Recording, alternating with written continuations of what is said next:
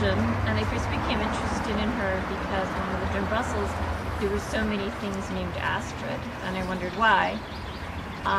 She died before the age of 30 here in a car accident when the car she was driving in, that was driven by her husband, went off the road, and she tried to save herself by jumping out, and she jumped out and hit a pear tree.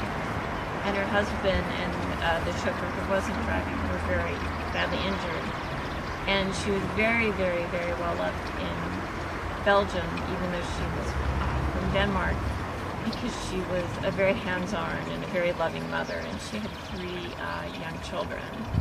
And her youngest son is now the King of Belgium, and he comes here every year on the anniversary of her death, and we have a nice ceremony here. And as you can see behind me, there's a very new pear tree, because the old pear tree went down in a storm in 1992, and they planted a new one at the exact spot. The cross, of course, is exactly where she died almost instantly from a terrible head wound. And people still come from all over Europe to sort of visit the spot and remember her.